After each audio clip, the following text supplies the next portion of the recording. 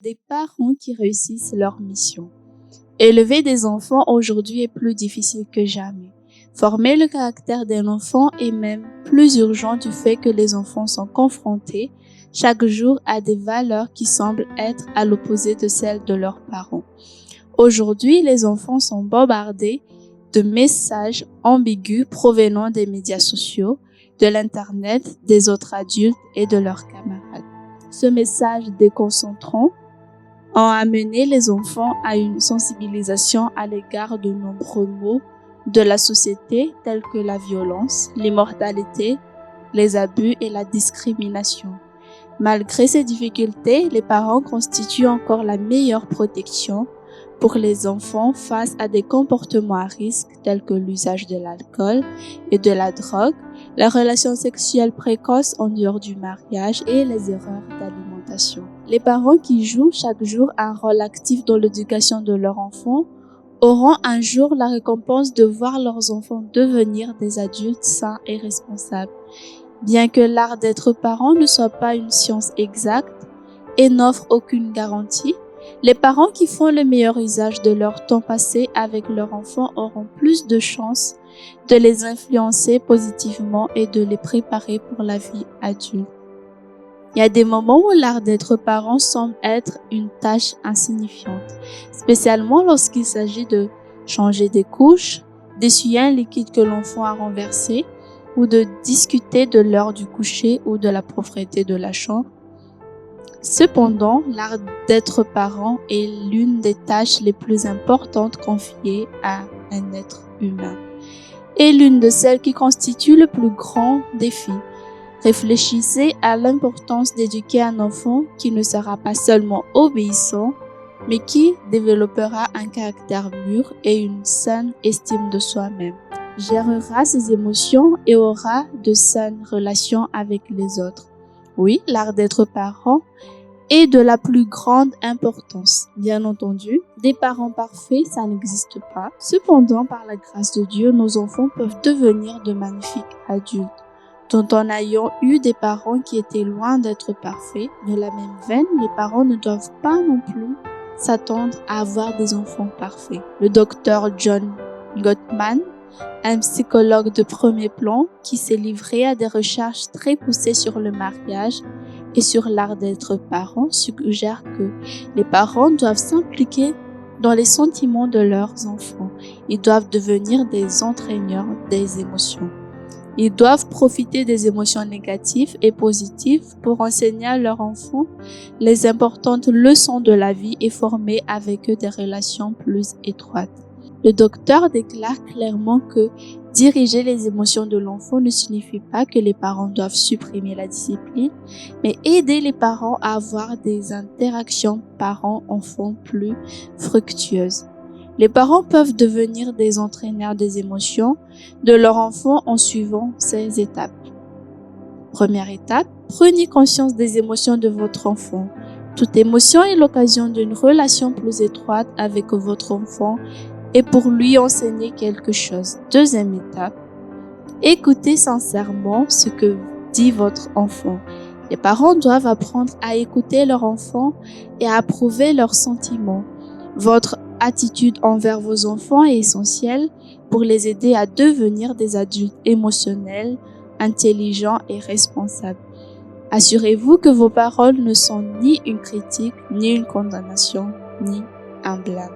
Troisièmement, aidez vos enfants à identifier les émotions qu'ils ressentent. Parfois, votre enfant hurle, donne des coups de poing ou trépigne. On interprète généralement ceci comme une manifestation de colère. Cependant, la plupart du temps, ces excès de colère ne sont que l'expression de ce que votre enfant ressent réellement. Au lieu de vous irriter contre lui et de vous mettre vous-même aussi à hurler, demandez-lui ce qu'il ressent et prononcez des mots qui expriment des sentiments tels que triste, frustré, gêné, timide, bouleversé. Quatrièmement, fixez des limites tout en recherchant des solutions aux problèmes présents. Les enfants ont besoin que leurs parents fixent des limites précises et appropriées à leur âge. Les enfants comptent sur cette direction. aussi bien pendant l'enfance que pendant l'adolescence. Les enfants commencent très tôt à réclamer leur indépendance. Par contre, le parent qui accorde l'indépendance sans fixer de limites ne rend pas service à l'enfant. Ceci crée plutôt de chaos et l'insécurité dans l'esprit de l'enfant. Par contre, un parent qui veut tout contrôler et qui ne permet pas à son enfant d'exercer un certain degré d'indépendance empêche le développement de celui-ci. On doit respecter les enfants, connaître qu'ils ont le droit d'avoir leur propre opinion et leur donner l'occasion de faire leur propre choix. Parents, souvenez-vous que les actes parlent plus fort que les mots. Les enfants observent tout ce que font leurs parents. Ils les rangent dans leur esprit et plus tard imitent la manière de vivre des adultes qui jouent un rôle important dans leur vie, ce qu'ils font et comment ils traitent ceux qui les entourent. L'exemple est un professeur très efficace, mais souvenez-vous que donner l'exemple n'est pas synonyme de perfection. C'est permettre à vos enfants de voir votre engagement envers des idéaux moraux ou chrétiens. C'est aussi donner l'exemple de ce que font les personnes de bonne moralité lorsqu'elles ont commis une erreur. C'est dire que vous regrettez, c'est parler à vos enfants les luttes que vous devez livrer pour vivre ce que vous croyez. Si vous êtes chrétien et croyant en Christ, il est essentiel de montrer à vos enfants comment vivre comme le Christ a vécu lorsqu'il était sur notre terre. Dans l'art d'être parent, l'amour ressemble à une attention concentrée, du temps, un soutien, une unité, des limites et un engagement. Cet amour authentique et actif vous soude à vous, à votre enfant. Cette sorte d'amour enseigne aux enfants à s'aimer eux-mêmes et à aimer les autres. Les enfants ou même les adultes qui ne se sentent pas aimés éprouvent beaucoup de difficultés à s'aimer eux-mêmes. Et leur tour, ils éprouvent des difficultés à aimer les autres. Les enfants ont besoin de savoir qu'on les écoute et qu'ils sont suffisamment importants pour que vous consacrez toute votre attention à ce qu'ils ont à vous dire. Ceci leur fait sentir qu'ils sont aimés. Les parents doivent inculquer à leurs enfants une attitude du genre « je peux le faire » en les encourageant à essayer de faire de nouvelles choses. Vous devez apprendre à célébrer les succès et à interpréter les échecs simplement comme des essais qui nous apprennent ce qui ne marche pas. Un enfant qui reçoit beaucoup plus de félicitations et d'appréciation que de critiques et de blâmes développe une image positive de lui-même.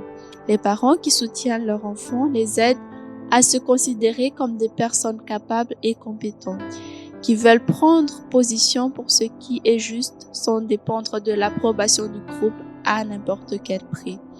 C'est lorsque les parents jettent les fondations d'un développement sain et positif dans la vie de leurs enfants que ceux-ci ont le maximum de chances de devenir des personnes selon l'idéal de Dieu.